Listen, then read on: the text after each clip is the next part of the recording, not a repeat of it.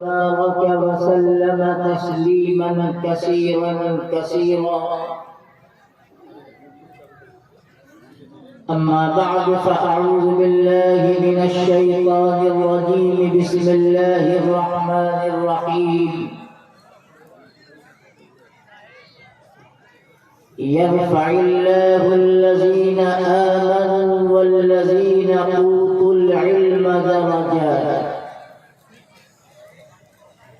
وعن ابن مسعود رضي الله تعالى عنه قال النبي صلى الله عليه وسلم استحيوا من الله حق الحياء. قالوا إنا نستحيي من الله والحمد لله. قال إنما حق الحياء أن تحفظ البطن وما حوى وتحفظ الرأس وما وعى وتتذكر الموت والبلى. ومن أراد الآخرة ترك زينة الدنيا. من فعل ذلك فقد استحيا من الله حق الحياء. صدق الله العظيم وصدق رسوله النبي الكريم ونحن على ذلك لمن الشاهدين والشاكرين والحمد لله رب العالمين. اسٹیج پر تشریف فرما حضرات علماء کرام، پورا معروف کی شریف عوام، نوجوانوں، پیارے بچوں، جہاں تک میری آواز جا رہی ہے، سارے حضرات سامعین، ایک بات کو پہلے بڑی وضاحت کے ساتھ سمجھ لیں کہ یہ مجمع اور یہ مجلس یہ کسی مشاعرے اور قوالی کی مجلس نہیں ہے، جہاں جیسے چاہے لیٹ گئے، بیٹھ گئے، کھڑے ہو گئے، آپس میں باتیں بھی کر رہے تھے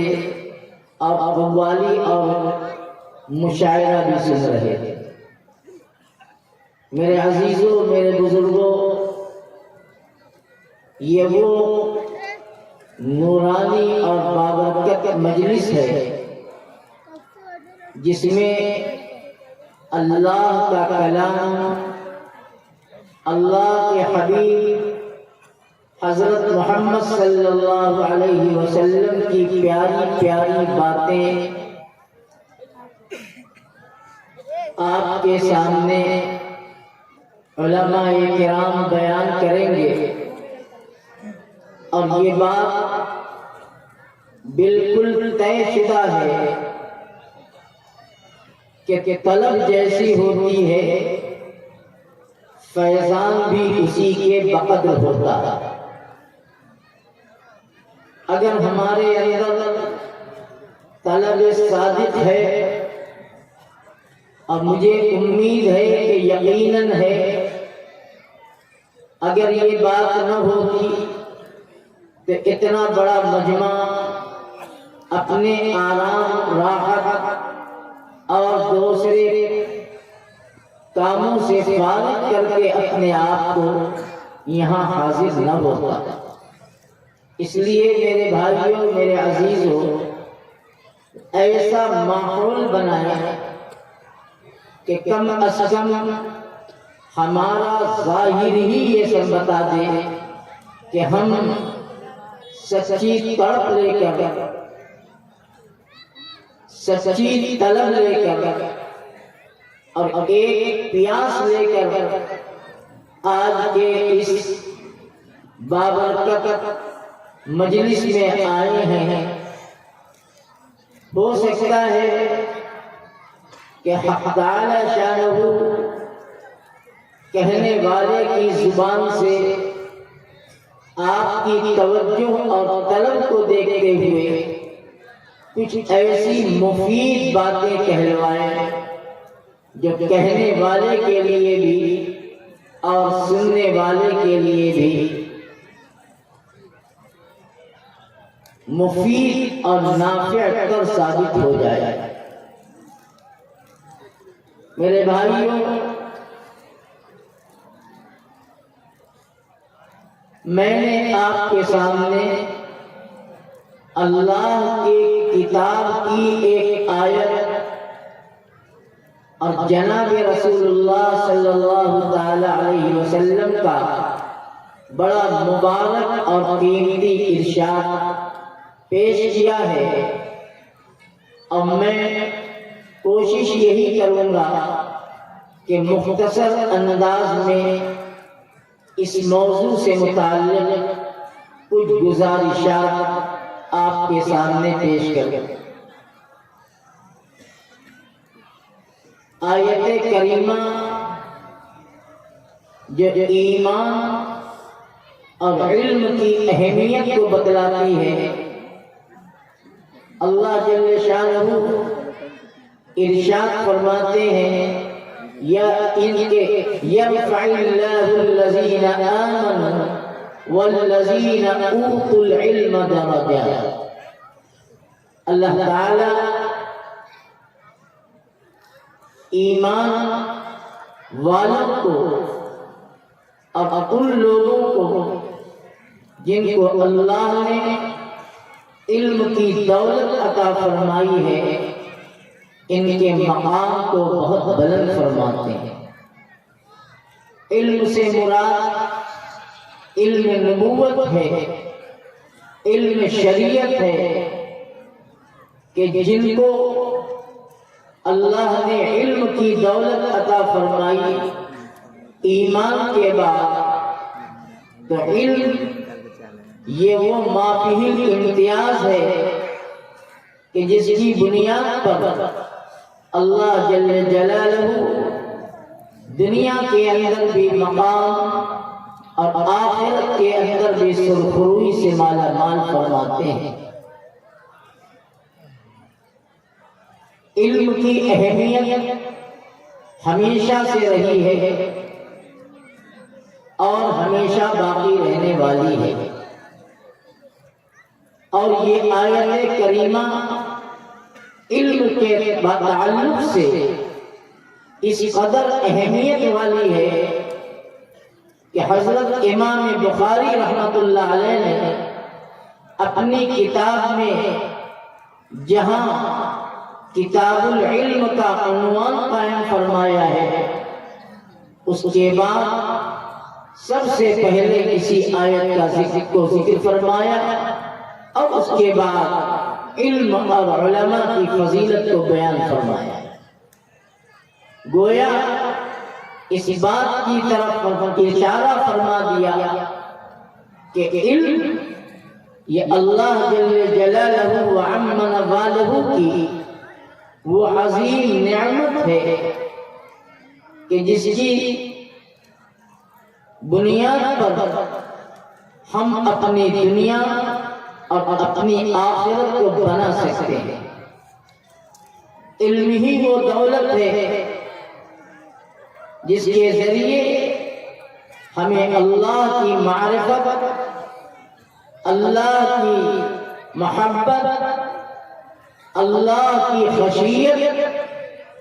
حاصل ہو سکتی ہے۔ یہی وہ دولت ہے جس کی بنیاد پر حضرت انسان کو جو افضلیت اور برتری حاصل ہوئی ہے، ورنہ جب اللہ نے اس کائنات کو آدم کے ذریعے آباد کرنے کا ایک ارادہ کیا تو انسان کی تخلیق سے پہلے اللہ کی ایک مخلوق جن کو ملائکہ کہا جاتا ہے، اللہ تعالیٰ نے ان کے سامنے تذکرہ فرمایا، مشورہ نہیں، تذکرہ فرمایا، انی جاعل فی الارض خلیفہ، ہم نے اس کائنات کو بنایا ہے اور اس کائنات کو ہم آباد کرنے کے لیے ایک اپنا خلیفہ بنانا چاہتے ہیں۔ فرشتوں نے حق تعالیٰ سے کہا کہ ہم موجود ہیں، ہم آپ کی تسبیح، ہم آپ کی تحلیل، ہم آپ کی تقدیس، آپ کی بندگی اور عبادت کرتے ہیں۔ اب ہمارے بعد اب آپ کون سی ایسی مخلوق پیدا کرنا چاہتے ہیں اور اس کو روئے زمین کی خلافت عطا کرنا چاہتے ہیں؟ اللہ نے فرمایا انی اعلم ما لا تعلمون، اس کا پتہ ہمیں ہے، یہ ہم جانتے ہیں تم نہیں جانتے۔ پھر اس کے بعد ایک لمبی تفصیل ہے قرآن کریم کے اندر، حضرت سیدنا آدم علیہ السلام کی تخلیق ہوئی اور جنت کے اندر رکھے گئے اور مشیت باری نے ان کو دنیا تک پہنچایا۔ حضرت آدم کو ملائکہ پر جو فوقیت حاصل ہوئی، وہ برتری حاصل ہوئی، وہ علم کی بنیاد پر، وہ علم تھا جس کی بنیاد پر فرشتوں پر بھی ان کی افضلیت اور برتری کو حق تعالیٰ نے مبرہن کر دیا، ظاہر کر دیا اور مدلل کر دیا۔ میرے بھائی، یہ علم وہ دولت ہے۔ قرآن کریم میں اللہ جل شانہ فرماتے ہیں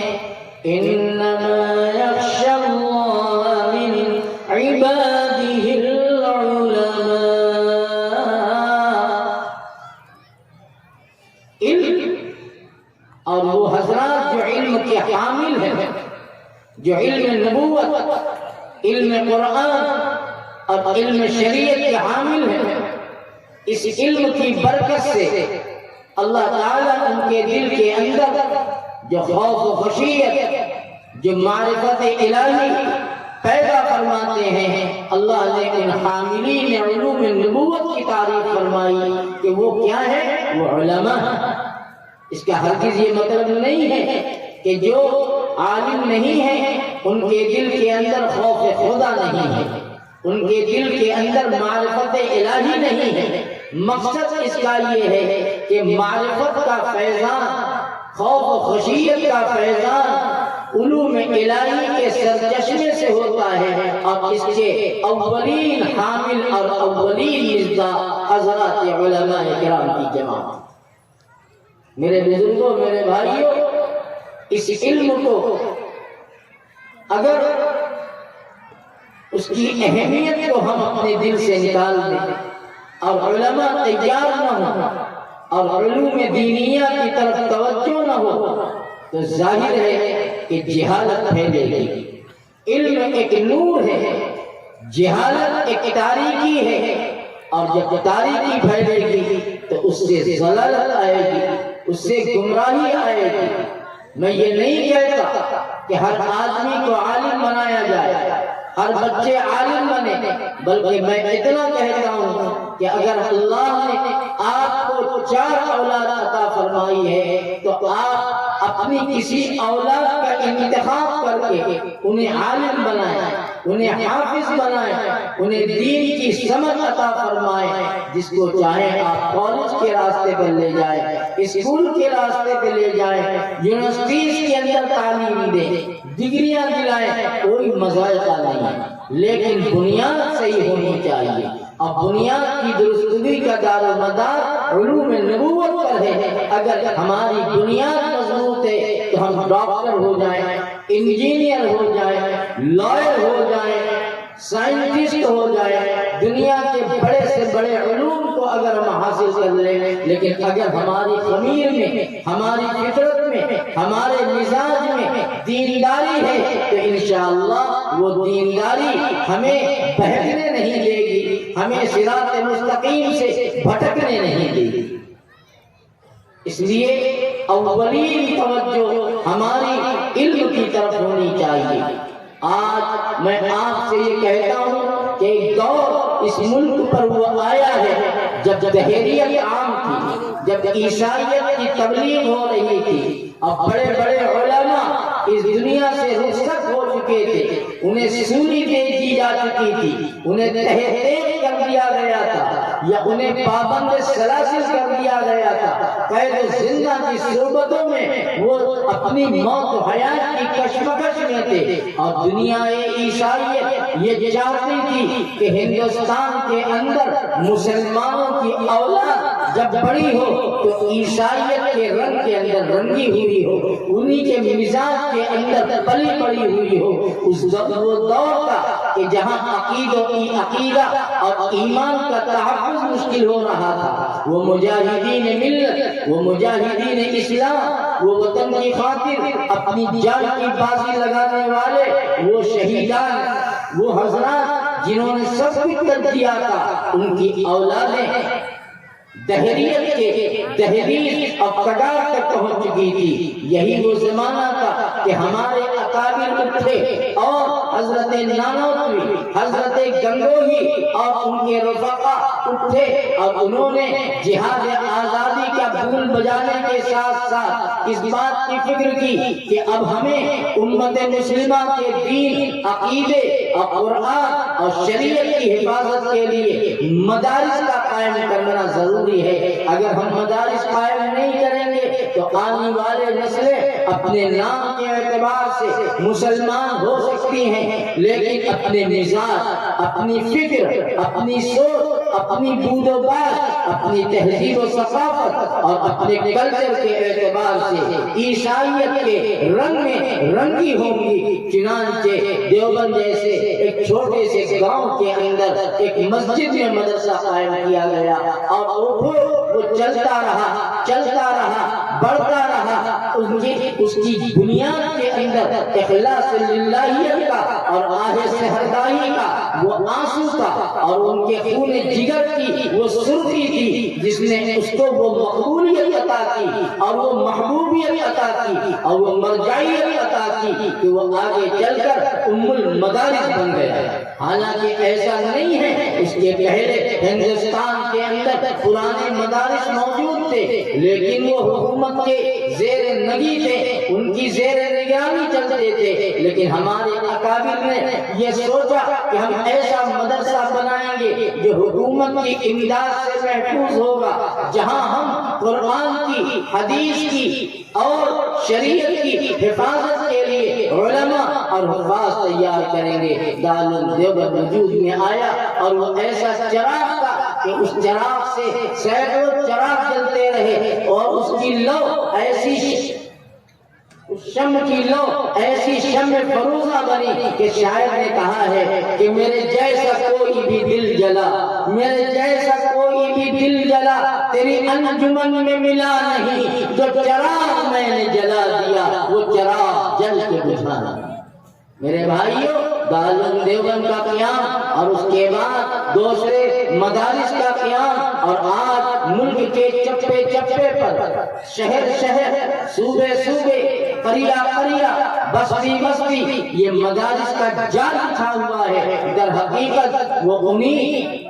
قدسی صفت اہل اللہ کی وہ نظر بصیرت تھی، وہ ان کی خیر اندیشی اور ان کی دور اندیشی اور ان کی بصیرت نے آج ہندوستان کے اندر جو دین، جو مذہب، جو شریعت، جو حدیث، جو قرآن، جو تفسیر، جو فقہ کے علوم موجود ہیں، در حقیقت یہ انہی مدارس اسلامیہ کی رہی محنت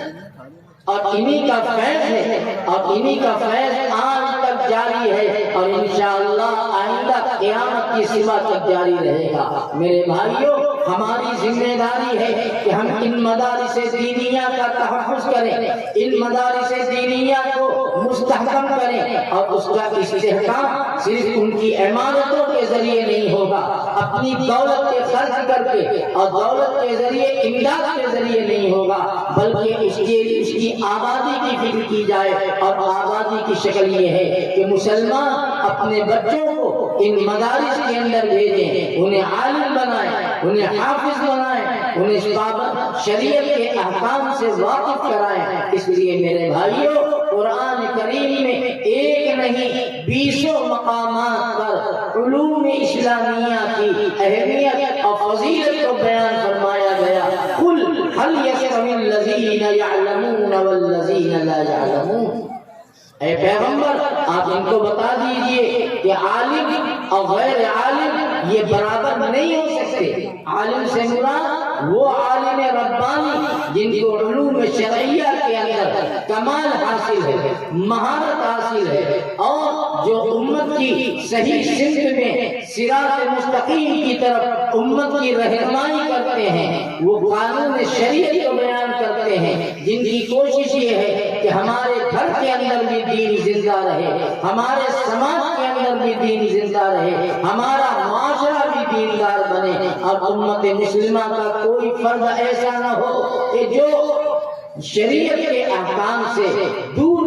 ہو جائے اور وہ غیروں کی بود و باش اور غیروں کی فکروں کو اپنے دل و دماغ کے اندر بسا لے۔ اس لیے میرے بیان کا ایک موضوع تو یہی تھا کہ علم دین کی اہمیت، ان مدارس کی اہمیت، اور ان مدارس کا قیام اور اس کی بنا کس بنیاد پر ہوئی، وہ کیا فکریں تھی، وہ کیا سوچ تھی، اور وہ کیا طلب تھی، اور وہ کیا طلب تھی۔ میں آپ کو ایک واقعہ سناؤں کہ سید الطائفہ حضرت حاجی امداد اللہ مہاجر مکی، جو علماء دیوبند کے قافلے کے سالار ہیں، جو سب کے شیخ ہیں، وہ ہندوستان سے ہجرت کر کے مکہ المکرمہ چلے گئے، اور یہاں ان کے تلامذہ، ان کے متوسلین اور ان کے مریدین نے اللہ کی مدد سے دارالعلوم دیوبند کی بنیاد قائم کی، مدرسے کی شروعات کی۔ تو جب شروعات ہوئی تو یہی حضرت گنگوہی اور حضرت نانوتوی اور ان کے رفقائے کار نے حضرت حاجی صاحب رحمۃ اللہ علیہ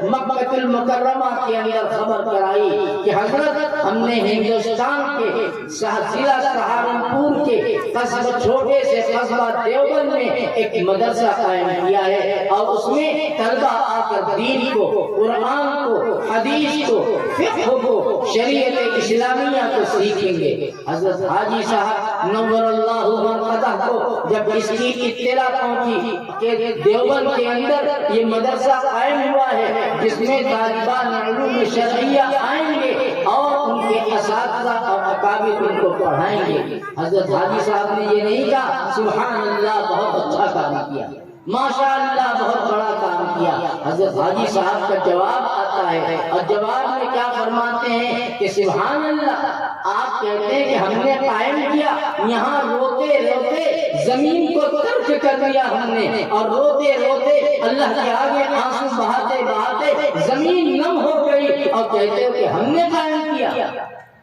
میرے بھائیوں، میرے بزرگوں، یہ مدارس کے پیچھے جو روحانیت ہے، جو اخلاص للہیت ہے، کہ آج اس پرآشوب دور میں جب قدم قدم پر روڑے ہیں، قدم قدم پر نفرتیں ہیں، قدم قدم پر بغض و عناد ہے، اسلامی شاعر کو ملیامین کیا جا رہا ہے، اسلامی پہچان کو کھرچ کھرچ کر پھینکا جا رہا ہے، بلڈوز کیا جا رہا ہے، منہدم کیا جا رہا ہے، خانہ خدا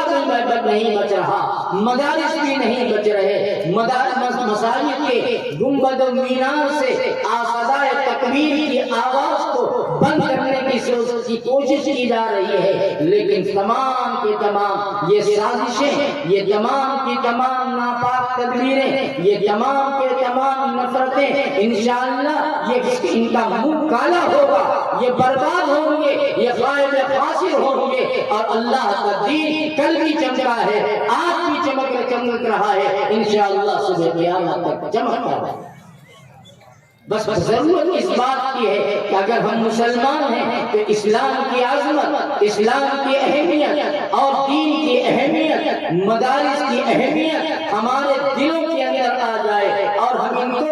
قدر کی نگاہ سے دیکھیں، محبت کی نگاہ سے دیکھیں۔ آج میں کہتا ہوں کہ مسلمانوں کا ایک بہت بڑا طبقہ ہے جس کی سوچ بدل رہی ہے۔ یہ کون طبقہ ہے؟ یہ وہ طبقہ ہے جو یونیورسٹیز کے اندر پروان چڑھا ہے، یہ وہ طبقہ ہے جو مشنری کے اسکولوں کے اندر پڑھ کر اور پل کر بڑا ہوا ہے۔ اس کی سوچ یہ ہے کہ کیا ضرورت ہے مدارس کو قائم کرنے کی، کیا ضرورت ہے مساجد کو بنانے کی، ضرورت ہے کہ کالجز بنائے جائیں، یونیورسٹیاں بنائی جائیں، اسکول بنائے جائیں، ہاسپٹل بنائے جائیں۔ انہیں پتہ نہیں ہے، وہ بھولے ہیں، وہ بھولے ہیں، انہیں پتہ نہیں ہے کہ آج اس ملک ہندوستان کے اندر شریعت محمدیہ کا جو چراغ جل رہا ہے اور چراغ جل نہیں رہا ہے بلکہ اس کی شمع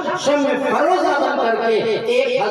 چراغ سے ہزاروں چراغ جلائے جا رہے ہیں۔ ہمارے دین کی حفاظت کی جا رہی ہے، ہمارے مذہب کی حفاظت کی جا رہی ہے، ہمارے عقیدے کو بچایا جا رہا ہے۔ ورنہ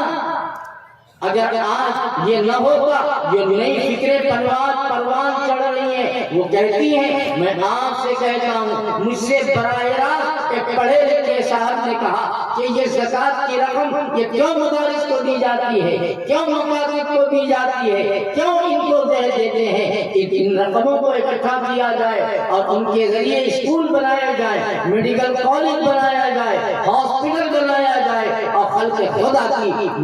خدمت کی جائے اور ان کا سہارا بنا جائے۔ میں نے ان کو جو جواب دیا وہ دیا، مجھے جواب سنانا مقصد نہیں ہے، مجھے آپ کو یہ سنانا مقصد ہے کہ یہ وہی قوم ہے، یہ وہی نسلیں ہیں جو ایسے ماحول کے اندر پلی ہیں، ایسے ماحول کے اندر پڑی ہیں کہ آج ان کی نظروں میں یہ مدارس کی پرانی درسگاہیں، ان کے ٹوٹے چٹے فرش آج ان کی اہمیت نہیں ہے۔ آج وہ کرسی، میز اور وہ کرفر، وہ آن بان کو دیکھنا چاہتے ہیں۔ میرے بھائیوں، یہ جان لو کہ دین سے بڑھ کر، مذہب سے بڑھ کر، عقیدے سے بڑھ کر کوئی چیز نہیں ہو سکتی۔ میری زندگی کا مقصد، یاد رکھو میری بات کو، یہ چیز اپنے دلوں میں اتار لو کہ میرے زندگی کا مقصد تیرے دین کی پاسبانی، میں اسی لیے مسلمان، میں اسی لیے نمازی۔ دین اصل ہے، مذہب اصل ہے، عقیدہ اصل ہے، ہمارا قرآن ہمارا سب کچھ ہے، حدیث رسول اللہ سب کچھ ہے، فقہ ہے، فقہی جزیات یہ ہمارے مذہب اور صراط مستقیم اور اللہ کی خوشنودی اور اللہ کی محبت، حق تعالیٰ کا تقرب اور خشیت اور معرفت اور خوف خدا کا یہ بنیادی پاور ہے جہاں سے ہمیں یہ چیز ملتی ہے۔ اس لیے میرے بھائیوں، دنیا کیا سوچ رہی ہے، دنیا کیا کہہ رہی ہے، لیکن آپ یہ اپنی جڑ کو مضبوط کریں، ان مدارس کو مضبوط کریں، مدارس کو آباد کریں۔ ہر گھر کے اندر ایک عالم ہونا چاہیے، ہر گھر کے اندر ایک حافظ ہونا چاہیے، ہر گھر کے اندر ایک قاری ہونا چاہیے، تاکہ کل کے دن وہ باپ اور وہ ماں اور وہ گارجین اور وہ سرپرست جنہوں نے اپنی اولاد، جس باپ اور ماں نے اولاد کو جنم دیا ہے، کل یہ ماں باپ جو اپنے قبروں میں چلی جائیں تو ان کی لائق اولاد، یہ عالم، یہ حافظ، یہ قاری اپنے ماں باپ کی قبر پر جا کر ایثار ثواب کرنے کی صلاحیت رکھے، قرآن پڑھ کر دعائیں کر سکے اور اس کا ثواب پہنچائے۔ ورنہ آج تو یہ ہے، عالم یہ ہے، المیہ ہے، میں غیروں کا کیا تذکرہ کروں، اپنوں کی بات ہے۔ آج عالمیہ یہ ہے کہ جن ماں باپ نے اپنی اولاد کو اسکول کی لائف دی، اسکولی زندگی دی، اسکول کے ماحول میں پڑھایا، وہ ایم اے بن گئے، وہ بی اے بن گئے، وہ ڈاکٹریٹ کی ڈگری لے لی، انہوں نے تھیسس اور پی ایچ ڈی کر لی اور دنیا کے اندر ان کو اعلیٰ درجے کی سروس مل گئی، لاکھوں لاکھ روپیہ مہینہ مل گیا، 2500 لاکھ سالانہ پیکج پاتے ہیں، لیکن وہی باپ اور وہی بھائی اور وہی ماں جنہوں نے اپنی اولاد کو اسکول کے راستے پر لگایا تھا، اور اسکول کی تعلیم دیا تھا۔ جب وہی باپ اپنی آنکھ بند کرتا ہے اور باپ کا جنازہ اٹھنے والا ہوتا ہے تو وہی اولاد جو ڈاکٹریٹ کر کے بڑی بڑی ڈگریاں لے کر بیٹھی ہے اور اعلیٰ کمپنی کے اندر اعلیٰ پیسے کی سروس کرتی ہے، وہ اتنی صلاحیت نہیں رکھتی کہ اپنے مرے ہوئے باپ کو غسل دے سکے، اپنے مرے ہوئے باپ کو کفن پہنا سکے۔ اور جب جنازہ اٹھتا ہے اور نماز پڑھنے کا نمبر آتا ہے تو وہی اولاد کہتی ہے مولوی صاحب آپ جنازہ پڑھ لیجیے، میں پیچھے بیٹھا ہوں۔ یہ میں آپ کو کوئی افسانہ نہیں سنا رہا ہوں، کوئی الف لیلا کی داستان نہیں سنا رہا، یہ حقیقت ہے کہ اگر ہم نے اپنی اولاد کو دین نہ پڑھایا، قرآن نہ پڑھایا، سنت کا علم نہ دلوایا تو یہی ہوگا کہ کل ہماری آنکھ بند ہوگی اور پھر وہ ہماری اولاد اس لائق بھی نہیں ہوگی کہ 4 تکبیر کے ساتھ جنازے کی نماز کی دعا اور درود پڑھ سکے، اس لیے کہ ہم نے ان کو اسکول کی لائن دی، ہم نے ان کو کالج کا راہ دکھلائی اور پھر اس کے بعد وہ بڑے ہو گئے، 18 20 سال 25 سال کے ہو گئے، شادی کے لائق ہو گئے، شادی کر دی اور پھر وہی پڑھے لکھے لوگ پڑھی لکھی لڑکی چاہتے ہیں اور جب شادی ہو گئی وہ کہیں چلے گئے، کسی کمپنی کے اندر ان کی سروس لگ گئی، اب بوڑھا باپ تک رہا ہے کہ میرا لاڈلا آ جاتا، ہم بڑھاپے کے اندر ہم اس کو ایک نظر دیکھ لیتے۔ میں آپ کو بتاتا ہوں، یہ سچائی بتاتا ہوں، یہ بنارس کا واقعہ سناتا ہوں کہ باپ ماں بوڑھے ہو گئے، اولاد امریکہ میں اچھی سروس میں ہے، کینیڈا میں ہے، انگلینڈ میں ہے، وہ باپ کہتا ہے کہ بیٹے آ جاؤ، ہم بوڑھے ہو گئے، معذور ہو گئے، میری خدمت کرو، یہاں بزنس کرو۔ اولاد ٹکا سا جواب دیتی ہے کہ پاپا، اب تو پاپا اور ڈیڈی نہ چلتا ہے، پاپا میرے پاس فرصت نہیں ہے، میری سروس اجازت نہیں دیتی کہ ہم بنارس آ جائیں اور آپ کی خدمت کریں، آپ کسی ملازم کے ذریعے خدمت کرا دیجیے، میں پیسہ بھیج دوں گا، آپ نوکر رکھ لیجیے اور خانسامہ رکھ لیجیے، گھر کے میں کوئی عورت رکھ لیجیے جو ماں کی خدمت کرے۔ میرے بھائیوں، یہ نتیجہ کیا ہے کہ ہم نے قرآن کا علم نہیں حاصل کیا، ماں کا مقام، باپ کا مقام کیا ہے، ان کا احترام کیا ہے، اولاد کی ذمہ داری کیا ہے۔ ہم نے اگر ان کو دیندار بنایا ہوتا تو آج دل کو چیر دینے والا اور دل کو خون کر دینے والا یہ جواب سننے کو نہ آتا۔ اس لیے میرے بھائیوں، جس دور میں ہم جی رہے ہیں، امت کا ایک بہت بڑا طبقہ ایسا ہے جو اس فکر کے اندر آگے بڑھ رہا ہے، لیکن آپ کہہ دیجئے اور آپ یہ بتا دیجئے کہ کچھ بھی ہو جائے ہم اپنے مذہب سے کل بھی جڑے تھے، آج بھی جڑے ہیں اور زندگی کی آخری سانس تک ہم جڑے رہیں گے۔ دنیا کیا کہتی ہے، دنیا کیا سوچتی ہے، دنیا کیا چاہتی ہے، ہمیں اس سے کوئی مطلب نہیں ہے، بلکہ ہمارا دین، ہمارا مذہب، ہماری شریعت، ہمارے نبی کی زندگی، ہمارے اکابر اہل اللہ کی طرز زندگی، یہی ہمارے لیے ہمیں دنیا کے اندر بھی سرخرو کرے گا اور اللہ کے دربار کے اندر بھی اسی کے ذریعے سے ہمیں سرخروئی ملے گی، اللہ کی جنت ملے گی۔ شاعر نے کہا تھا، زمانہ کر رہا ہے دعا ترقی کی، زمانہ کر رہا ہے دعا ترقی کی، تجھے قرات ہو دے تو ہنی راستہ پیش نظر ہے نقش کفے پائے مصطفیٰ، پیش نظر ہے نقش کفے پائے مصطفیٰ، چلتا نہیں میں وقت کی رفتار دیکھ کر۔ کیا سوچ رہی ہے آج پڑھے لکھے لوگ جنہوں نے بڑی بڑی ڈگریاں اور یونیورسٹیز کے اندر بہت بڑے بڑے تھیسس کر کے ڈاکٹریٹ کی ڈگری پا گئے ہیں، آج علماء کو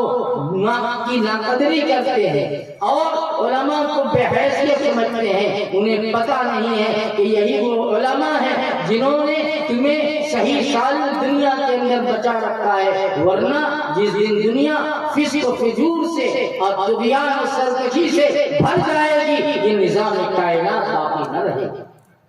یہ دنیا کا نظام باقی نہ رہے گا. یہ علماء ہیں، یہ صلحاء ہیں، یہ صاحب معرفت ہیں، یہ لا الہ الا اللہ محمد رسول اللہ کو اپنے دل کی گہرائی کے اندر پیوست کیے ہوئے لوگ ہیں کہ حق تعالیٰ نے اس نظام کائنات کو زندہ کیا.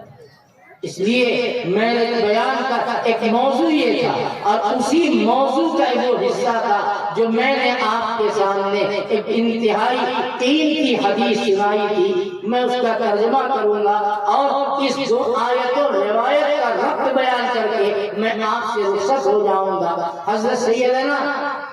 حضرت عبداللہ بن مسعود رضی اللہ تعالی عنہ نے فرمایا کہ مدنی آقا تاجدار مدینہ جناب محمد رسول اللہ صلی اللہ علیہ وسلم نے ایک موقع پر ہم لوگوں کے سامنے ایک تقریر فرمائی. آقا کی تقریر منٹ 2 منٹ کی ہوتی تھی، 2 گھنٹے اور 4 گھنٹے کی نہیں ہوتی تھی. منبر پر تشریف لے گئے، 2 کلمات خیر ارشاد فرما دیے، بس یہی خطاب ہو گیا، یہی تقریر ہو گئی. فرماتے ہیں کہ آقا دو عالم صلی اللہ علیہ وسلم نے ایک خطاب فرمایا، ایک تقریر فرمائی، بڑی مختصر، بڑی جامع، جس میں ہم لوگوں کے لیے نصیحت تھی اور کامیابی کا پیغام چھپا ہوا. آپ نے فرمایا استحیوا من اللہ حق الحیا، اے لوگوں اللہ سے شرم کرو، اللہ سے شرم کرو، ایسی شرم جیسی اللہ سے شرم کرنی چاہیے، جو شرم کا حق ہے.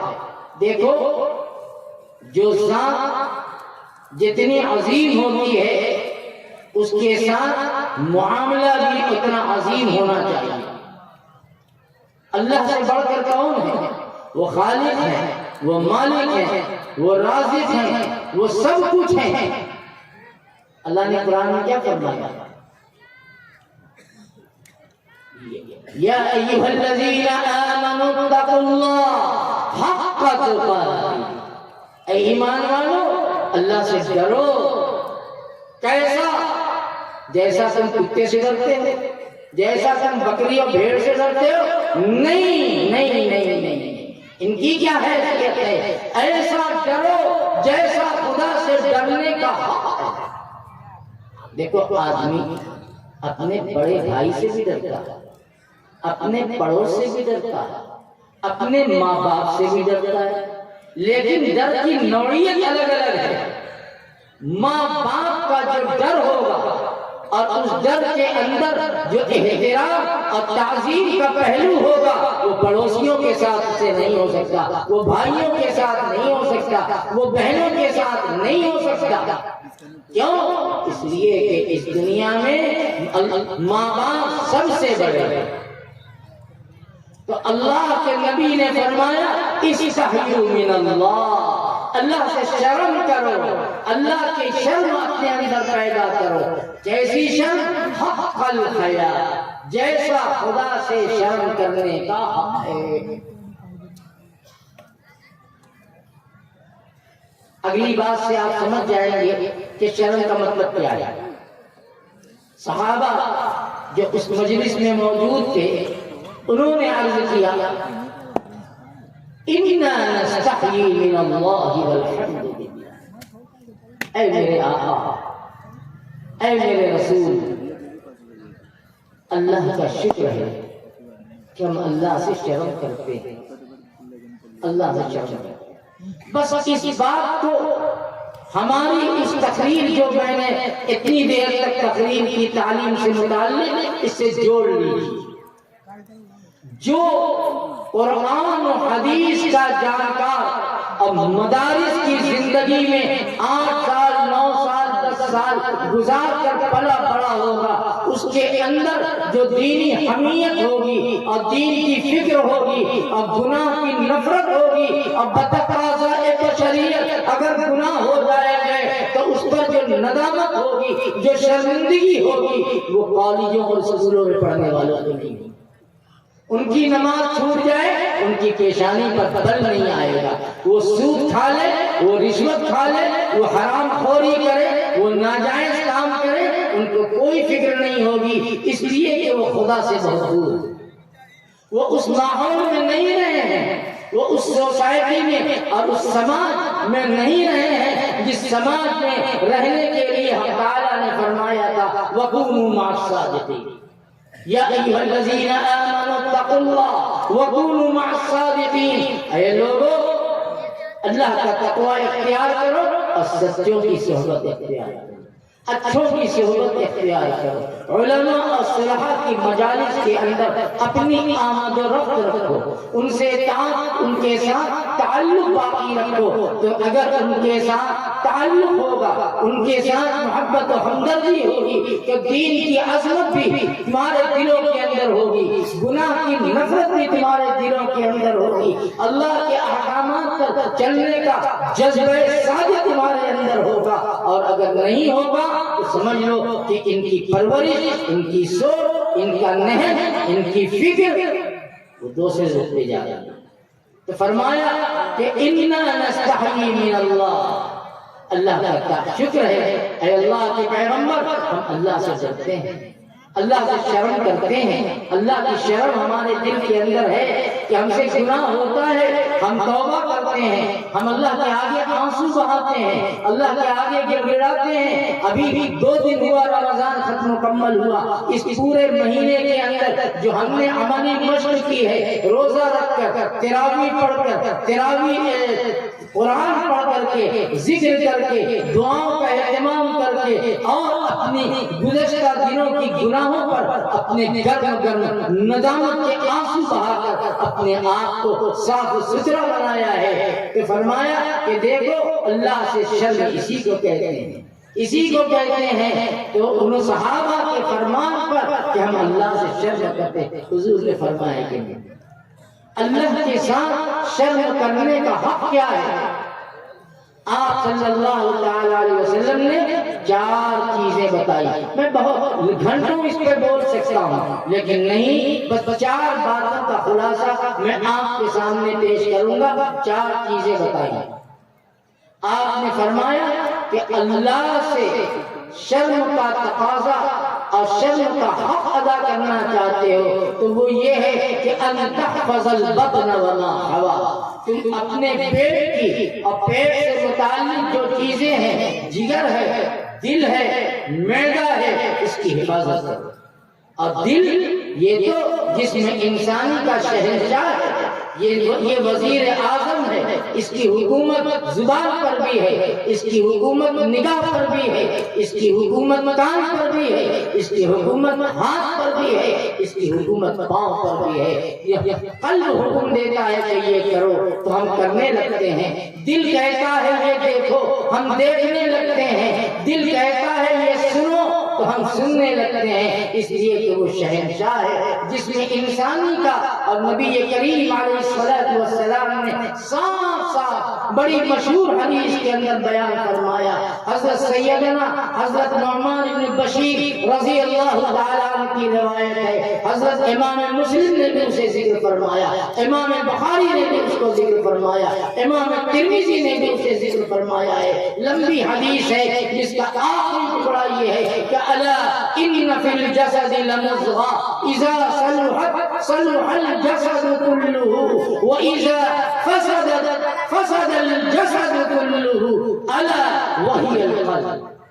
انسان کے جسم کے اندر گوشت کا ایک چھوٹا سا ٹکڑا ہے، ایک لوتڑا ہے، اگر وہ صحت مند ہے، اگر وہ صحیح ہے، اس کے اندر صلاح ہے، اس کے اندر تقوی ہے، اس کے اندر معرفت خداوندی ہے، اس کے اندر خوف خدا ہے، تو سارا جسم جو ہے خوف خدا کی بنیاد پر حکم خدا کا چلے گا۔ اگر دل صحیح ہے تو جسم صحیح، اعضاء صحیح کام کریں گے، ہماری زبان صحیح بولے گی، ہماری نظر صحیح دیکھے گی، ہمارے کان صحیح سنیں گے، ہاتھ اور پاؤں صحیح سمت اٹھیں گے۔ اذا صلحت صلح الجسد كله واذا فسدت فسد الجسد كله۔ ہاں اگر دل کے اندر بگاڑ آ گیا، دل کے اندر فساد آ گیا، دل کے اندر سے دل کے اندر حب جاہ حب مال آ گئی اور دین کی محبت محبت، قرآن کی محبت، شریعت اسلامیہ کی محبت اور شریعت کی عظمت و عقیدت نکل گئی تو جسم کے اندر فساد آئے گا، آنکھ کا بھی گناہ ہوگا، زبان کا بھی گناہ ہوگا، کان کا بھی گناہ ہوگا، دماغ کا بھی گناہ ہوگا۔ دماغ کا گناہ یہ ہے کہ غلط سوچے گا، فطور سوچے گا اور معصیت کی چیزیں دل و دماغ کے اندر بیٹھا کر اسی کے اندر چکر کاٹتا رہے گا اور یاد خدا سے محروم ہو جائے گا۔ یہ دل ہے تو حضور نے فرمایا کہ اپنے پیٹ کی اور پیٹ کے مشتملات کی، یعنی جو چیزیں اس کے اندر ہیں جس میں سب سے اہمیت والی چیز دل ہے، دل کو بچاؤ، دل کی حفاظت کرو۔ علوم دینیہ اور قرآن حدیث کے علم کے ذریعے دل بچتا ہے معصیت سے، دل بچتا ہے شہوات سے، دل بچتا ہے منکرات سے اور طغیان و فواحش سے، دل کی حفاظت ہوتی ہے۔ دوسری چیز آقا نے فرمایا وَتَحْفَظَ الرَّأْسَ وَمَا وَعَى، سر کی حفاظت کرو، سر کے متعلقات کی حفاظت کرو۔ سر سے متعلق آنکھ بھی ہے، زبان بھی ہے، کان بھی ہے، دل کے اندر، دماغ کے اندر آنے والے وساوس و خیالات بھی ہیں، ان کی حفاظت کرو۔ تیسری چیز آپ نے بیان فرمائی وَتَتَذَكَّرَ الْمَوْتَ وَالْبِلَى، اگر اللہ تعالیٰ سے شرم رکھنا چاہتے ہو اور شرم کا حق ادا کرنا چاہتے ہو تو وَتَتَذَكَّرَ الْمَوْتَ وَالْبِلَى، اپنے سامنے اپنی موت کو رکھو، اپنے سامنے یہ رکھو کہ ہم اس وقت جی رہے ہیں، ہاتھ پاؤں میں حرکت ہے اور کب یہ سانس اور جسم کا رشتہ ٹوٹے گا اور پیغام اجل آ جائے گا، اور جب آئے گا اور روح کھینچی جائے گی ہمارا جسم لاشے بے جان بن جائے گا۔ موت کو سامنے رکھو، اس لیے کہ یہ کب آئے گی، کس کے ساتھ پہلے لگے گی، کس سے بعد میں ملے گی، اس کا علم سوائے اللہ کے کسی کے پاس نہیں۔ یہ جوان یہ نہ سوچے کہ ابھی تو ہمارے باپ زندہ ہیں، بوڑھے زندہ ہیں، ابھی تو ہم جوان ہیں، ابھی ہماری بڑی زندگی ہے۔ کیا آپ نے وہ منظر نہیں دیکھا کہ بوڑھے باپ کے کاندھے پر جوان بیٹے اور بیٹیوں کا جنازہ کھڑا کرتا ہے؟ یہ نظام قدرت ہے، جگہ جی لگانے کی دنیا نہیں ہے، یہ عبرت کی جا ہے، تماشا نہیں ہے۔ دادا موجود، دادی موجود، جوان ہوتا چلا جاتا ہے دنیا سے۔ یہ منظر روز ہم اپنی آنکھوں سے دیکھتے ہیں۔ اللہ کا نبی فرماتا ہے اگر اللہ کسے شرم کرنا چاہتے ہو اور شرم کا حق ادا کرنا چاہتے ہو تو تیسرا طریقہ یہ ہے کہ وَتَتَذَكَّرَ الْمَوْتَ وَالْبِلَى، تم اپنی موت کو یاد کرو، اپنے جسم کی ان مضبوط ہڈیوں کے بوسیدہ اور کمزور ہو جانے کو یاد کرو، قبر کی منزل کو یاد کرو کہ یہ خوبصورت سا جسم، یہ ناز و نعمت میں پلنے والا جسم، یہ کیمخواب اور مخمل پہ چلنے والا قدم، یہ کچی مٹی کے اندر ہوگا، کیڑے مکوڑے لگیں گے، سڑیں گے، گلیں گے، ہڈیاں بوسیدہ ہو جائیں گی اور جسم کے پارے پارے اور ٹکڑے ٹکڑے ہو جائیں گے۔ اللہ کے نبی فرماتا ہے وَتَتَذَكَّرَ الْمَوْتَ وَالْبِلَى، تم اپنی ہڈیوں کے بوسیدہ ہو جانے کو اور اپنے جسم کے گل جانے، سڑ جانے، کیڑے پڑ جانے کو یاد کرو۔ مجھے ایک حدیث یاد آ گئی بخاری شریف کی، میرا جی چاہتا ہے کہ میں آپ کو سناؤں۔ سیدنا حضرت ابو بکر صدیق رضی اللہ تعالیٰ عنہ کا آخری وقت، دنیا سے جا رہے تھے، صاحبزادی ہیں، ام المؤمنین ہیں، ابو بکر کی لقب جگر ہیں اور جنت کی رانی ہیں سیدہ عائشہ صدیقہ رضی اللہ تعالی عنہا موجود ہیں اپنے والد کے قریب، اور بات ہے کہ اب سانس اکھڑا کہ کب سانس اکھڑا، دنیا سے جانے والے ہیں۔ صدیق اکبر اپنی لقب جگر کو ایک وصیت کرتے ہیں کہ بیٹی عائشہ جب میرا انتقال ہو جائے تو میرے قدم پر، میرے پاؤں پر میرا جو تہبند ہے اور میرے جسم پر جو میری پھٹی پیوند لگی چادر ہے، اسی تہبند اور اسی چادر میں مجھے کفنا دے دو۔ یہ وصیت کر رہے ہیں سیدنا صدیق اکبر رضی اللہ تعالیٰ عنہ، جس پر پوری جماعت اہل سنت والجماعت کا متفق علیہ فیصلہ ہے کہ جماعت انبیاء کے بعد اگر کسی کا مقام و مرتبہ ہے انسانوں میں تو سیدنا صدیق اکبر سب سے اونچا مقام۔ اپنی لاڈلی لقب جگر کو وصیت کر رہے ہیں کہ مجھے اسی تہبند میں اور اسی چادر کے اندر مجھے کفن دے دینا۔ بیٹی عائشہ فرماتی ہیں ابا جان آپ یہ کیوں کہہ رہے ہیں؟ میں آپ کو نئی چادر میں کفناؤں گی، جس طرح سے آقا عالم صلی اللہ تعالی علیہ وسلم کو نئے کپڑے میں نئی چادر کے اندر کفن دیا گیا تھا۔ ابا جان میں آپ کو نئے کپڑے میں کفن پہناؤں گی اور نئے کپڑے میں قبر کے حوالے کروں گی۔ صدیق اکبر کا جواب مجھے سنانا تھا۔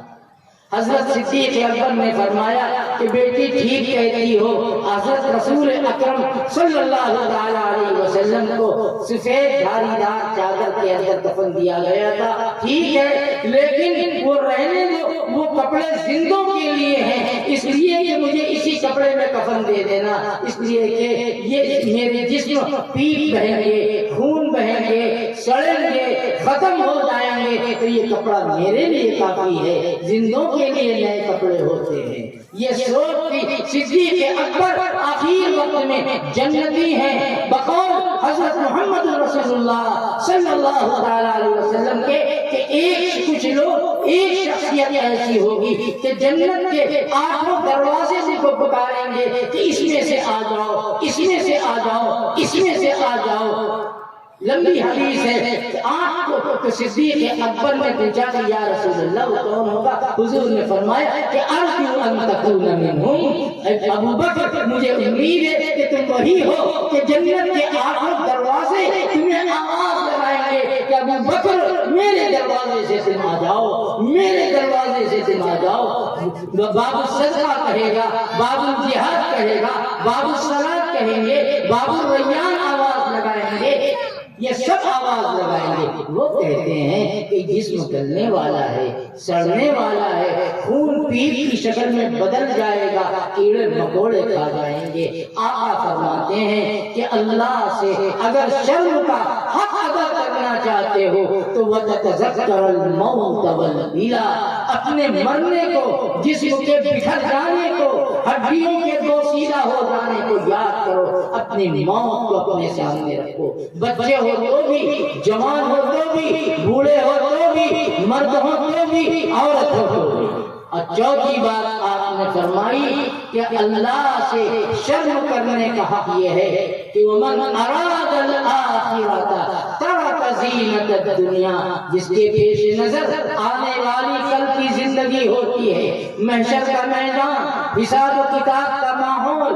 پلسرات کا راستہ، جہنم کے دہتے ہوئے شعلے، خدا کا غیظ و غضب اور خدا کی جباریت اور خدا کی قہاریت اور خدا کا جلال جو میدان محشر میں ہوگا، جب کہ اللہ آواز لگائیں گے لمن الملک اليوم، بتاؤ آج کی بادشاہت کس کی ہے؟ کہاں ہے دنیا کے فرعونہ؟ کہاں ہے دنیا کے قارون، شداد، حامان، جنہوں نے دنیا کے اندر جنت بنائی، جنت کا مقابلہ کیا، محلات بنائے، انا ربکم الاعلی کا دعویٰ کیا، لمن الملک اليوم، کوئی جواب نہ ہوگا۔ انبیاء و رسل کی زبانیں خاموش، اہل ایمان خاموش، دنیا کے یہ بڑے بڑے کر و فر اور سطوت والے بادشاہ خاموش، تھر تھر کانپ رہے ہوں گے کہ اللہ فرمائے گا للہ الواحد القہار، وہ وہی اللہ جو اکیلا ہے، جو طاقت والا ہے، جو غلبے والا ہے، جو قوت والا ہے، اسی کی سلطنت کل بھی تھی، آج بھی ہے، وہی ہے هو الذی فی السماء الہ وفی الارض الہ، وہی زمین کا بھی رب ہے، وہی آسمان کا بھی رب ہے، وہی چاند و ستاروں کا رب ہے، اس عالم کا بھی وہی رب ہے، اس عالم کا بھی وہی۔ آقا فرماتے ہیں وَمَنْ أَرَادَ الْآخِرَةَ تَرَكَ زِينَةَ الدُّنْيَا،